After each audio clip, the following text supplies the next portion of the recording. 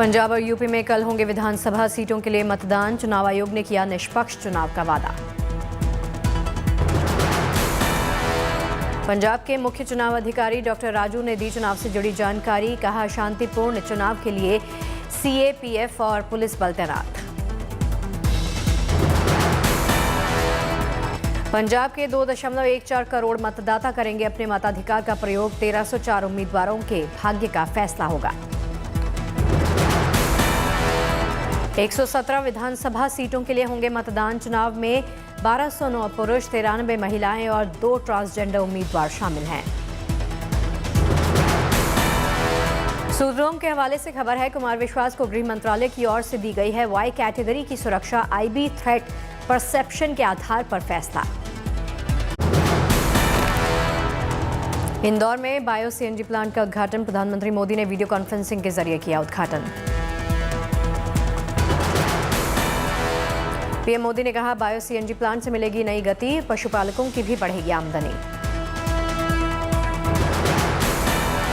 नहीं, बल्कि देश के गांवों में भी हजारों की संख्या में गोवर्धन बायोगैस प्लांट लगाए जा रहे हैं। इनसे हमारे पशुपालकों को गोबर से भी अतिरिक्त आय मिलनी शुरू हुई है। किसानों के लिए सरकार की नई पहल, मुहैया करवाए किसान ड्रोन। इसकी मदद से होगा कीटनाशक दवाओं का छिड़काव।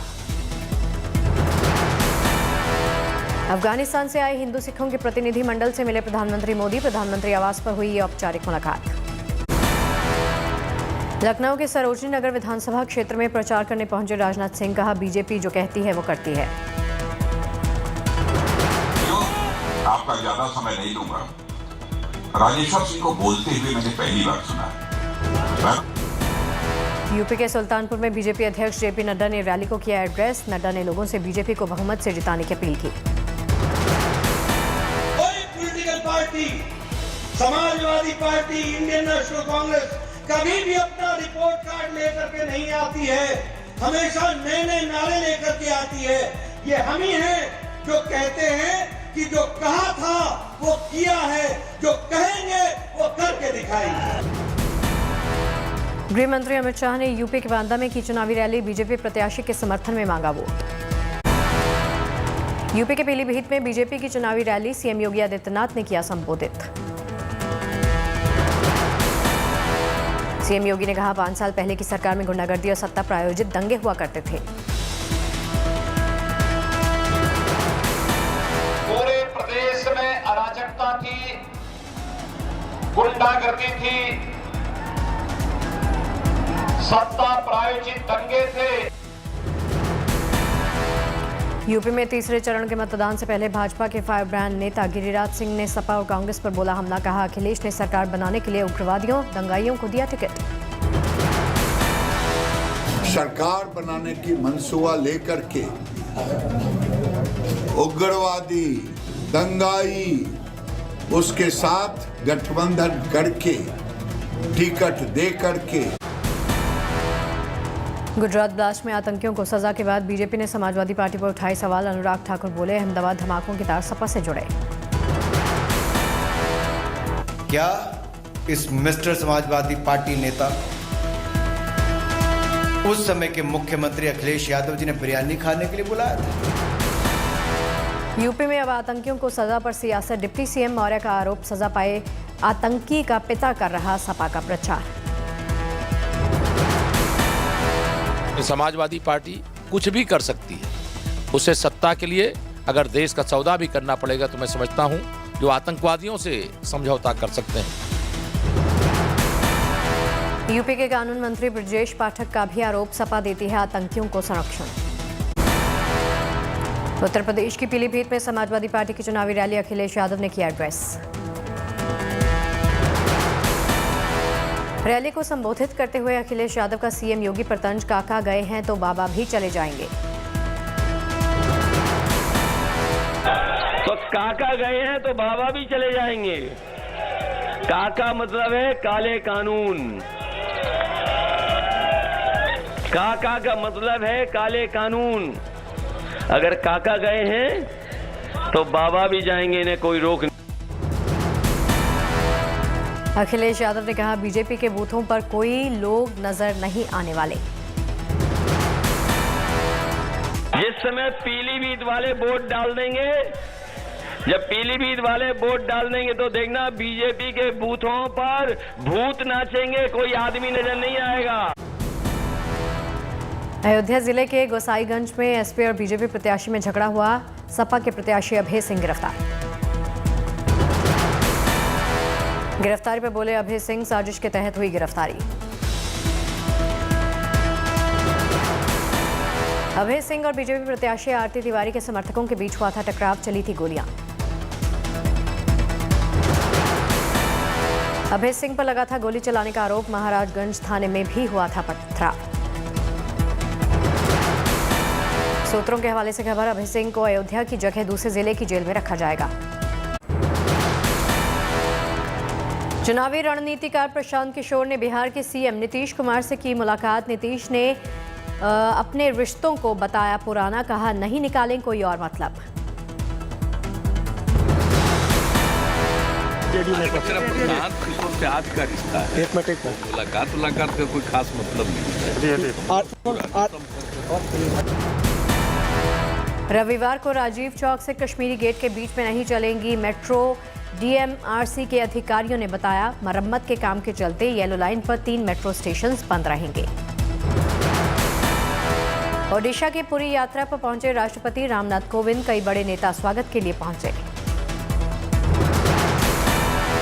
शोपियां के चेरमांग जैनपोरा इलाके में एनकाउंटर, एक आतंकी ढेर। पुलिस और सेना का ज्वाइंट ऑपरेशन जारी। छत्रपति शिवाजी महाराज की आज जयंती। महाराष्ट्र समेत देश भर में कई कार्यक्रम। पीएम मोदी ने ट्वीट कर शिवाजी महाराज को दी है श्रद्धांजलि। एनसीपी अध्यक्ष शरद पवार ने भी ट्वीट कर छत्रपति शिवाजी महाराज को श्रद्धांजलि दी। महाराष्ट्र के पुणे में शिव जयंती के तौर पर मनाई जा रही शिवाजी जयंती। डिप्टी सीएम अजीत पवार और आदित्य ठाकरे शामिल हुए। महाराष्ट्र के औरंगाबाद में शिवाजी की 61 फीट ऊंची प्रतिमा का हुआ अनावरण। महाराष्ट्र के जुन्नर में मनाई गई छत्रपति शिवाजी की जयंती। छत्रपति महाराज के जन्म स्थान फोर्ट शिवनेरी में हुआ समारोह। छत्रपति शिवाजी महाराज जयंती के मौके पर हिंगोली में मनाया जा रहा है दीपोत्सव। जन्मोत्सव की पूर्व संध्या पर कोला नांदेड़ में दीपोत्सव। अमरावती में छत्रपति शिवाजी महाराज की जयंती पर स्कूली बच्चों और टीचर्स ने बनाई इको फ्रेंडली 50 फीट की तलवार। महाराष्ट्र के औरंगाबाद में शिवाजी जयंती के मौके पर मुस्लिम छात्राएं हुई शामिल। हिजाब और बुर्का पहनकर हुई इसमें शामिल। गोवा के पोंडा में छत्रपति शिवाजी महाराज प्रमोद सावंत। पंजाब में चुनाव प्रचार के आखिरी दिन कांग्रेस ने जारी किया घोषणा पत्र। महिलाओं, बुजुर्गों, युवाओं पर फोकस। पंजाब चुनाव को लेकर राहुल गांधी का ट्वीट। पंजाब और पंजाबियत की रक्षा करने का किया दावा। कैप्टन अमरिंदर के पक्ष में चुनाव प्रचार करने पटियाला पहुंचे रक्षा मंत्री राजनाथ सिंह। रोड शो के जरिए राजनाथ ने कैप्टन और एनडीए प्रत्याशी के लिए समर्थन मांगा। चंडीगढ़ में कांग्रेस की press conference. CM Charanjit Singh Channi, Punjab Congress अध्यक्ष नवजोत सिंह सिद्धू और पंजाब प्रभारी हरीश चौधरी शामिल। नवजोत सिंह सिद्धू ने कहा बदल रही है पंजाब की राजनीति। माफिया राज को खत्म करना सिस्टम के जरिए संभव। प्रियंका ने यूपी सरकार पर साधा निशाना। बोली बीजेपी शासन ने रायबरेली को पूरी तरह से नकारा। प्रियंका गांधी ने रायबरेली से जताया अपनापन। बोली बचपन से आ रही हूं यहां। मैं तो बचपन से आ रही हूं, मैं बचपन से लगातार आ रही हूं तो पहला का क्या मतलब है? जब मैं 1 साल की थी तो हो सकता है। प्रियंका गांधी ने स्मृति ईरानी पर भी साधा निशाना। बोली जरूरत के वक्त लोगों ने स्मृति ईरानी को नहीं हमें फोन किया। रायबरेली की जनता जब देश भर में फंसी हुई थी कोरोना के समय तो उन्होंने हमको क्यों फोन किया? और हमने उनकी क्यों मदद की? उन्होंने मोदी जी को क्यों नहीं फोन किया? योगी जी को क्यों नहीं फोन किया? स्मृति ईरानी जी को क्यों नहीं फोन किया?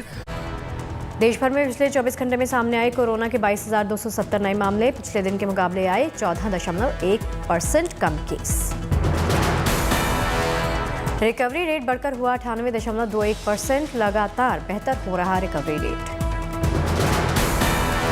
पिछले 24 घंटे में 60,298 लोगों ने दी कोरोना को मात। 24 घंटे में 12,54,000 से ज्यादा लोगों ने करवाए कोरोना के टेस्ट। पिछले 24 घंटे में 36,28,578 से ज्यादा टीकाकरण हुआ। राजसमंद द्वारकाधीश मंदिर में फागोत्सव की धूम, भक्तों ने उड़ाया गुलाल। कोरोना का खतरा कम हुआ। उत्तर प्रदेश में रात का कर्फ्यू उत्तर प्रदेश से हटाया गया। यूपी के प्रयागराज में सरकारी कर्मचारियों ने ट्रेनिंग के बाद बैलेट पेपर से किया मतदान। कानपुर में पुलिस की मनमानी, बिना किसी गलती के बारात को थाने में बैठाया। गुजरात के वडोदरा के 9 साल के बच्चे का कमाल, पेंटिंग में 3 अंतर्राष्ट्रीय मुकाबले जीते। मंडला के कलाकार त्रिलोक का कमाल, बोतल के अंदर बनाई बांस की कलाकृतियां। जबलपुर में एक शिक्षक लगा रहा घाट वाली पाठशाला, बेसहारा बच्चों को दे रहा मुफ्त में शिक्षा। भोपाल में दृष्टिहीन महिलाओं के जीवन में रोशनी लाने की कोशिश, सामान्य परिवारों से आने वाले दृष्टिहीन महिलाओं को सिखाए जा रहे क्रिकेट के गुर। हजारीबाग में एनटीपीसी की महिला सशक्तिकरण की अनूठी सी पहल, महिलाएं चला रही 100 टन से लेकर 240 टन तक की भारी भरकम मशीनें।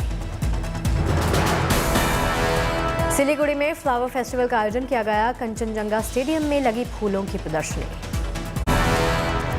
दिल्ली में आईईडी बरामदगी के मामले में पुलिस को कामयाबी, आईईडी रखने के इस्तेमाल में बाइक बरामद की गई। बाइक पर बैठकर 2 संदिग्ध गए थे गाजीपुर, आरडीएक्स से बनाई गई आईईडी प्लांट की थी।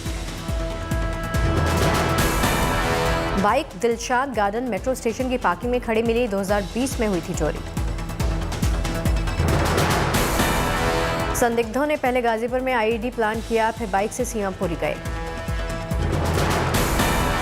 गाजीपुर और सीमापुरी में प्लांट की गई थी आईईडी, कुछ संदिग्ध अभी फरार। श्रीलंका सीरीज के लिए टीम इंडिया का ऐलान, रोहित शर्मा बने नए टेस्ट कैप्टन। श्रीलंका सीरीज के लिए पुजारा रहाणे की टीम से छुट्टी। कोलकाता में हुए दूसरे टी20 में भारत ने रोमांचक मुकाबले में वेस्टइंडीज को 8 रनों से शिकस्त दी। टीम इंडिया की ओर से विराट कोहली और ऋषभ पंत ने खेली अर्धशतकीय पारी। विराट ने महज 41 गेंदों पर बनाए 52 रन। भारतीय विकेटकीपर ऋषभ पंत ने खेली मैच की विनिंग पारी, सिर्फ 28 गेंदों में बनाए 52 रन। वेस्टइंडीज के खिलाफ आखिरी टी20 के लिए विराट कोहली और ऋषभ पंत को मिला आराम। श्रीलंका सीरीज से पहले टीम से जुड़ेंगे दोनों। रूस यूक्रेन के मुद्दे पर अमेरिकी रक्षा मंत्री लॉयड ऑस्टिन का बड़ा बयान, कहा अब तक नहीं मिले रूसी सेना के वापसी के सबूत। अमेरिकी रक्षा मंत्री लॉयड ऑस्टिन ने साथ ही कहा, अगर रूस करता है हमला तो पोलैंड में शरण के लिए आएंगे हजारों यूक्रेन के नागरिक। रूस के राष्ट्रपति पुतिन करेंगे युद्धाभ्यास वाले इलाकों का दौरा, सैनिकों का हौसला बढ़ाएंगे। यूक्रेन के रक्षा मंत्री ने संसद में दिया बयान, कहा रूस से बड़े पैमाने पर जंग के लिए कम आसार छिड़ने वाले हैं। यूक्रेन की नेशनल पुलिस ने उत्तरी यूक्रेन के इलाकों में गोलाबारी की तस्वीरें जारी कर दी। जर्मनी के स्वास्थ्य मंत्री ने दी कोरोना के नए वेरिएंट ओमिक्रॉन BA.2 की जानकारी। ग्रीस के समुद्री इलाके में एक जहाज में लगी आग, 280 लोगों को बचाया गया। यूनिस तूफान ने ब्रिटेन में बढ़ाई परेशानी, 160 किलोमीटर प्रति घंटे की रफ्तार से राजधानी लंदन में चल रही हवाएं। अमेरिकी बैंकों में जमा है अफगानिस्तान के $3.5 बिलियन। 9/11 हमले में मारे गए परिवारों को देने पर अफगानिस्तान में लोगों ने किया प्रदर्शन। लंदन फैशन वीक से ठीक पहले इसके विरोध में आए पशु अधिकार समर्थक संस्था पैटा के कार्यकर्ता, फैशन शो में जानवरों की खाल और चिड़ियों की पंख से बने कपड़ों का विरोध। चित्रकूट में देखने को मिला प्रचार का अनोखा तरीका, संतोषी लाल शुक्ला लोगों को कॉफी पिलाकर मांग रहे वोट। पंचकुला के मनसा देवी मंदिर पहुंचे पंजाब चुनाव में आम आदमी पार्टी के चुनाव प्रभारी राघव चड्ढा, मांगा जीत के लिए आशीर्वाद। गोस्वामी तुलसीदास के गांव राजापुर में 447 साल के बाद आज भी सही सलामत मौजूद है हस्तलिखित रामचरितमानस। दूर दराज के लोग आते हैं दर्शन करने। कान्हा टाइगर रिजर्व से रोमांचित करने वाला वीडियो सामने आया। मुंह में शिकार दबाए टूरिस्ट ट्रैक पर बाघिन दिखाई दी। बद्रीनाथ में हर तरफ बर्फ का कब्जा है। बर्फबारी के बाद बद्रीनाथ धाम की तस्वीर सामने आई है। 8 मई को खुलेंगे बद्रीनाथ के कपाट।